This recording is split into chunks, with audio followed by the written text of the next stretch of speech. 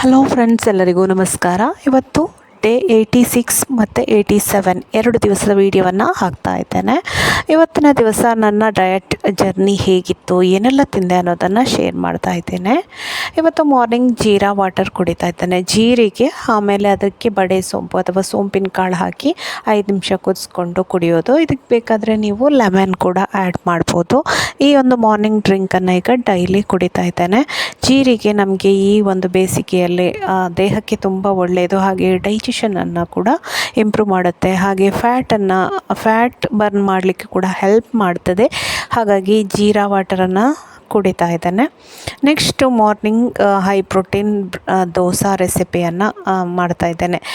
ಈ ದೋಸೆ ಈಗ ಮೊನ್ನೆಯಿಂದ ನಾನು ಇದನ್ನೇ ತೋರಿಸ್ತಾ ಇದ್ದೇನೆ. 4 ದಿವಸಕ್ಕೆ ಬಂತು. ಇವತ್ತಿಗೆ ನನಗೆ ಈ ದೋಸೆ ಮುಗೀತದೆ. ನೈಟ್ ಈ ದೋಸೆ ಮುಗಿಸ್ಕೊಂಡು ಮಾಡಿದರೆ ಮುಗೀತದೆ. ಆ ರೀತಿ 4 ದಿವಸಕ್ಕೆ ಈ ಹಿಟ್ಟು ಬಂತು. ಹೈ ಪ್ರೋಟೀನ್ ದೋಸೆ ಅಂತ ಹೇಳಿದರೆ ಇದರಲ್ಲಿ ಹೆಸರು ಕಾಳು ಇದೆ, ಮತ್ತು ಚನಾ ಕಡಲೆಕಾಳು, ಆಮೇಲೆ ಕೆಂಪು ಕಡಲೆ, ಶೇಂಗಾ ಎಲ್ಲವನ್ನು ಹಾಕ್ಕೊಂಡಿದ್ದೇನೆ. ಉದ್ದಿನಬೇಳೆ, ಅದರಲ್ಲಿ ಸಿಪ್ಪೆ ಇರುವಂತಹ ಉದ್ದಿನಬೇಳೆಯನ್ನು ಹಾಕ್ಕೊಂಡಿದ್ದು, ಅದರಿಂದ ತುಂಬ ಫೈಬರ್ ರಿಚ್ ಆಗಿರ್ತದೆ.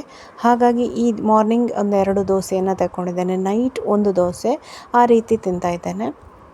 ಇದಾಗಿತ್ತು ನನ್ನ ಮಾರ್ನಿಂಗ್ ಬ್ರೇಕ್ಫಾಸ್ಟು. ಫ್ರೆಂಡ್ಸ್, ನನ್ನ ವೀಡಿಯೋಸ್ ಇಷ್ಟ ಆದರೆ ಖಂಡಿತ ಲೈಕ್ ಮಾಡಿ. ಹಾಗೆ ಚಾನಲನ್ನು ನೀವು ಫಸ್ಟ್ ಟೈಮ್ ನೋಡೋದಂದರೆ ಖಂಡಿತ ಸಬ್ಸ್ಕ್ರೈಬ್ ಮಾಡಿ. ಇನ್ನೊಂದು ಕೆಲವೇ ದಿನಗಳಲ್ಲಿ 90 ಡೇಸ್ ಚಾಲೆಂಜ್ ಅಂತೂ ಮುಗ್ದೋಗುತ್ತೆ. ಆಮೇಲೆ ನಾನೇನು ವೆಯ್ಟ್ ಲಾಸ್ ಕಂಟಿನ್ಯೂ ಮಾಡ್ತೇನಾ, ಡಯಟ್ ಸ್ಟಾಪ್ ಮಾಡ್ತೇನಾ ಅನ್ನೋದನ್ನೆಲ್ಲ ಮುಂದಿನ ವೀಡಿಯೋಗಳಲ್ಲಿ ನಾನು ತಿಳಿಸ್ತಾ ಹೋಗ್ತೇನೆ, ಏನಿಲ್ಲ ಅಂಥೇಳಿ. ಹಾಗೆ ಈಗ ವರ್ಕೌಟ್ ನಾನು ಮನೇಲಿ ಮಾಡ್ತಾಯಿಲ್ಲ, ಜಿಮ್ಮಿಗೆ ಹೋಗಿ ವರ್ಕೌಟನ್ನು ಮಾಡ್ತೇನೆ. ಡೈಲಿ ಒಂದು 2 ಅವರೆಲ್ಲ ವರ್ಕೌಟ್ ಮಾಡ್ತೇನೆ. 2 ಅವರ್ ಇಲ್ಲಾದರೂ 1.5 ಅವರ್ ಮಾಡ್ತೇನೆ. ಸ್ವಲ್ಪ ರೆಸ್ಟ್ ಎಲ್ಲ ತಗೊಂಡು ಪ್ರತಿ ದಿವಸ ಕೂಡ ವಾರ್ಮಪ್ಪಿಂದ ಸ್ಟಾರ್ಟ್ ಆಗಿ, ಆಮೇಲೆ ಸ್ಟ್ರೆಂತ್ ಟ್ರೈನಿಂಗ್ ಇರ್ಬೋದು, ಬೇರೆ ಜಿಮ್ಮಲ್ಲಿ ಇನ್ಸ್ಟ್ರುಮೆಂಟುಗಳು, ಆಮೇಲೆ ವೆಯ್ಟ್ ಲಿಫ್ಟಿಂಗ್, ಬೇರೆ ಬೇರೆ ವಾಕಿಂಗ್ ಮಾಡುವಂಥದ್ದು, ಹಾಗೆ ಅಲ್ಲಿ ಕೂಡ ಬೇರೆ ಮ್ಯಾಟ್ ಎಕ್ಸಸೈಸ್ಗಳನ್ನು ಮಾಡ್ತಾ ಇದ್ದೇನೆ. ವೆಯ್ಟ್ ಕಡಿಮೆ ಆಗ್ತಾಯಿದೆ. ಆದರೂ ಒಬ್ಬೊಬ್ಬರಿಗೆ ಒಂದೊಂದು ರೀತಿ ಫ್ಯಾಟ್ ಲಾಸ್ ಆಗ್ತದೆ. ಎಲ್ರಿಗೂ ಒಂದೇ ರೀತಿ ಫ್ಯಾಟ್ ಲಾಸ್ ಆಗ್ತದೆ ಅಂತ ಹೇಳಲಿಕ್ಕಾಗೋದಿಲ್ಲ. ಕೆಲವರಿಗೆ 1 ತಿಂಗಳಿಗೆ 4 kg ಹೋಯಿತು ಅಂದರೆ, ಕೆಲವರಿಗೆ ಅರ್ಧ kg ಅಷ್ಟೇ ಹೋಗ್ಬೋದು. ಯಾಕೆಂದರೆ ನಮ್ಮ ಮೆಟಬಾಲಿಸಮ್, ನಮ್ಮ ದೇಹ ಪ್ರಕೃತಿ ಆಧಾರದ ಮೇಲೆ ಅದು ವೆಯ್ಟ್ ಲಾಸ್ ಆಗುತ್ತೆ. ಆಮೇಲೆ ಮೇಯ್ನ್ ಅಂತೇಳಿದರೆ ಫುಡ್ಡು. ನಾವು ಎಷ್ಟು ಹೆಲ್ದಿಯಾಗಿ ಫುಡ್ ತಿಂದರೂ ಕೂಡ ಅದರ ಕ್ಯಾಲೋರಿ ಡೆಫಿಸಿಟ್ ಆಗಿಲ್ಲ ಅಂತ ಹೇಳಿದರೆ ವೆಯ್ಟ್ ಲಾಸ್ ಆಗಲ್ಲ. ಕ್ಯಾಲೋರಿ ಡೆಫಿಸಿಟನ್ನು ನಾವು ನೋಡ್ಕೊಳ್ಬೇಕು. ನಾವು ಎಷ್ಟು ಕ್ಯಾಲೋರಿ ತಿಂತೇವೆ, ಅದನ್ನು ನಮಗೆ ಎಷ್ಟು ಬರ್ನ್ ಆಗಬೇಕು, ಅದನ್ನೆಲ್ಲ ಒಂದು ಮೆಷರ್ ಮಾಡಿಕೊಂಡು ನಾವು ಮಾಡಿದರೆ ವೆಯ್ಟ್ ಲಾಸ್ ಆಗ್ಬೋದು. ಇದು ನನ್ನ ನೆಕ್ಸ್ಟ್ ಡೇ ಮಾರ್ನಿಂಗ್.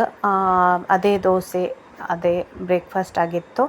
ಆಮೇಲೆ ನೆಕ್ಸ್ಟು ಮಧ್ಯಾಹ್ನದ ಲಂಚು ಜೀಗುಜ್ಜೆ ಪಲ್ಯ ಮಾಡಿದ್ದೆ, ಅನ್ನ ತಗೊಂಡಿದ್ದೇನೆ, ಹಾಗೆ ದಾಲ್ ಮಾಡ್ಕೊಂಡಿದ್ದೇನೆ.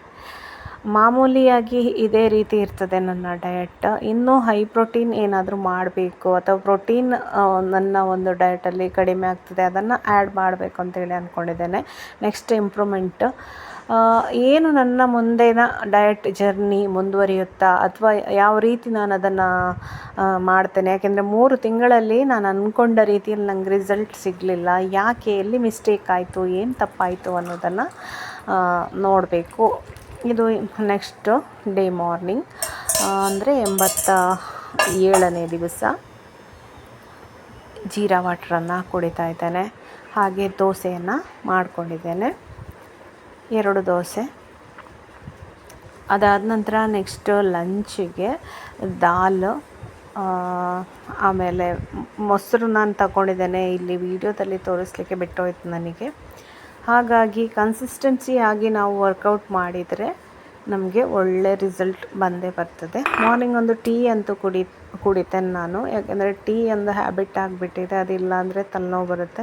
ಮಾರ್ನಿಂಗ್ ತಿಂಡಿ ಜೊತೆಗಿಲ್ಲ ಅಂದರೂ 11 ಗಂಟೆ ಅಷ್ಟೊತ್ತಿಗೆ ಆದರೂ ಟೀ ಕೊಡ್ಬೋದು. ಇದು ನನ್ನ ಮಧ್ಯಾಹ್ನದ ಲಂಚ್. ನೈಟ್ ಅದೇ